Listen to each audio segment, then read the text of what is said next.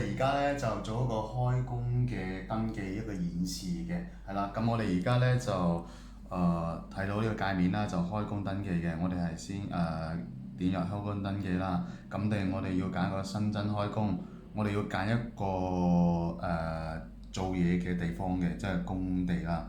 咁我而家揀一個係啟德大堂嘅。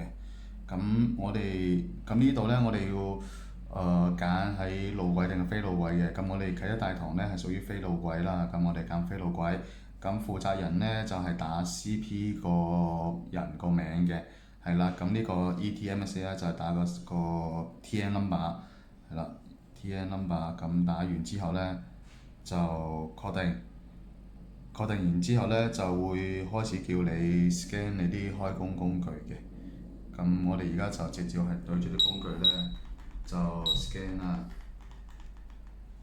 咁一共有8個嘅，係啦，8個工具，呢度係1、2、3、4、5、6、7、8齊嘅，係啦。咁呢度下邊咧都有一個現場拍照嘅功能嘅，即係記錄低咧你帶咗咩工具過嚟啦，係啦。咁我哋而家咧就影低佢，係啦。影低咗之後咧就剔啦。剔完之後咧，呢度有個登記同埋發送嘅一個電郵嘅 email 嘅，咁我哋點擊發送。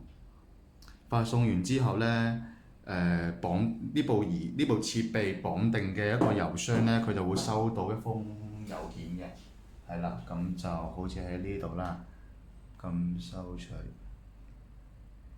嗱，就會收到一個開工嘅工具登記嘅，咁佢會係有TN number 啦，同埋一個工作嘅一啲資料，同埋一個工具清單，係啦。佢都同時會有一張啱啱我哋所影低嘅相啦，就會喺呢個位嘅，就會顯示有咩工具嘅，係啦。